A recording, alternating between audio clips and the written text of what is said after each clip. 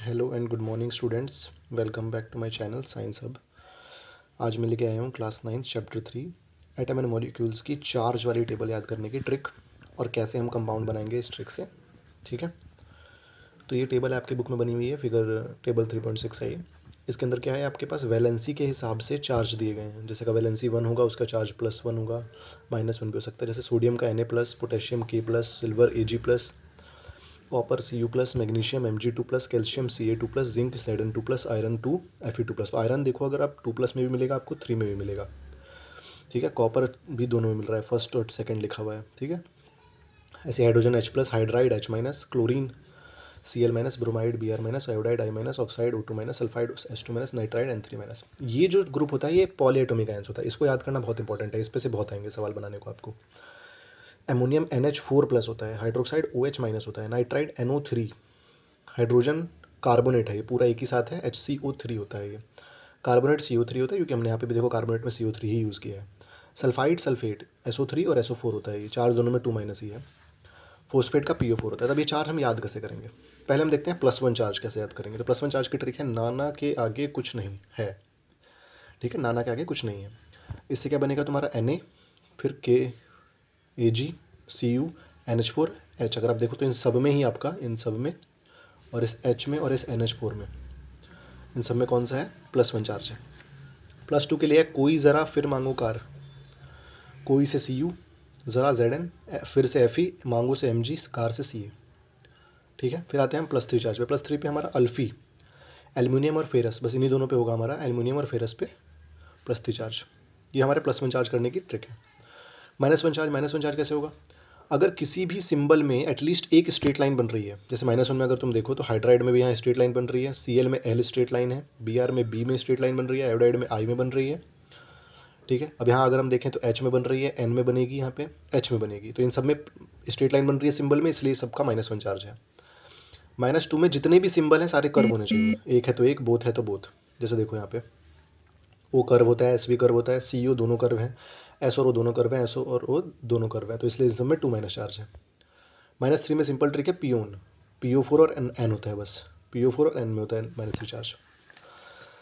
तो बनाएंगे कैसे, जैसे मान लो आपको दिया गया है एल्यूमिनियम ऑक्साइड, तो सिंबल तो आपको याद करने पड़ेंगे। एल्यूमिनियम का Al होता है, ऑक्साइड का O होता है। अब हमने पढ़ा था अल्फ़ी, अल्फ़ी में हमने पढ़ा था कि एल्यूमिनियम का 3+ चार्ज होता है। O क्या है, कर्व सिंबल है तो 2- चार्ज होगा। आप क्रॉस मल्टीप्लाई करेंगे, Al के साथ 2 लगेगा, O के साथ 3 लगेगा, बन जाएगा हमारा एल्यूमिनियम ऑक्साइड। ऐसे ही कैल्शियम ऑक्साइड, कैल्शियम का सिंबल Ca, ऑक्साइड का O होता है।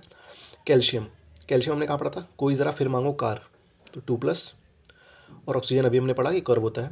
अब अगर देखो दोनों सिंबल सेम हो ना, तो सिंबल नहीं लगाते हैं, फिर हम दोनों न्यूमेरिकल वैल्यू सेम होती है तो हम बस Ca O लिख देंगे, कट जाते हैं, वो +- कट जाता है। ठीक है, समझ में आया।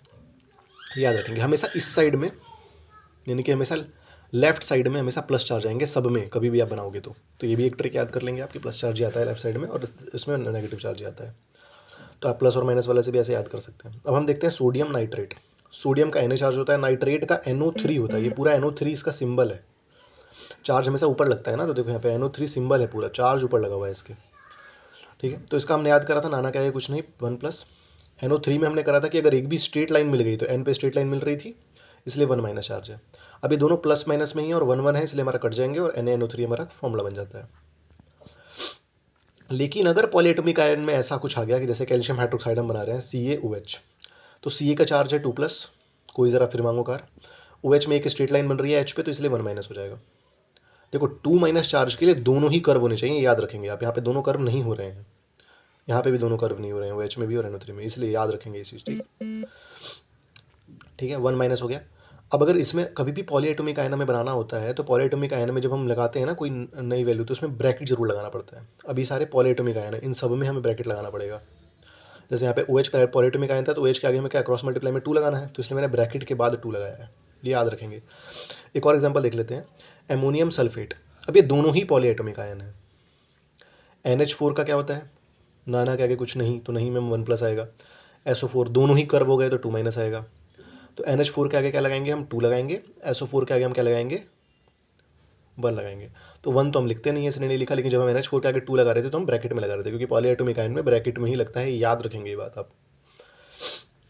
Sodium carbonate. अब कार्बोनेट क्या है, पॉलीएटॉमिक, पर ये पॉलीएटॉमिक नहीं है, तो Na क्या है, नाना क्या है, कुछ नहीं, 1+, दोनों ही कर्व हो गए तो 2-। अब इसमें हमें Na के साथ लगाना था 2, देखो इसलिए ब्रैकेट नहीं लगाया। CO3 के साथ अगर फिर 2 लगाना पड़ता तो हमें ब्रैकेट लगाना पड़ता है इसके अंदर, ठीक है। तो ये सिंपल सी ट्रिक है आपकी, इस सिंपल सी ट्रिक से आप ये पूरा कंपाउंड, कोई भी कंपाउंड बना सकते हैं अगर आपने ये ट्रिक याद कर ली। सबसे पहले आपको क्या करना पड़ेगा, सिंबल सबके याद करने हैं। अगर आपको सिंबल याद है तो इस ट्रिक से याद हो जाएंगे। नाना क्या है, कुछ नहीं, कोई ज़रा, फिर मंगोकार, अल्फी, at least 1 line, 1 straight line in symbol, both symbol are curve, फिर पियोन, ठीक है।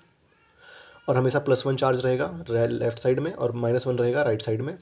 और हमेशा याद रखेंगे कि पॉलीएटॉमिक आयन जब भी हम बना रहे हैं तो उसमें ब्रैकेट लगाना बहुत ज़रूरी है, मस्ट इंपॉर्टेंट है, नहीं तो गलत हो जाएगा सवाल। और अगर दोनों के चार्ज सेम हों तो क्या करते हैं, कैंसिल आउट हो जाते हैं और सीधे सीधे हम उसमें कंपाउंड लिख देते हैं, ठीक है। नेक्स्ट वीडियो में हम मॉलिक्यूलर मास निकालने की ट्रिक पढ़ेंगे, ठीक है। चैनल पर बने रहें, सब्सक्राइब करें, बेल आइकन को दबाना ना भूलें। जय हिंद।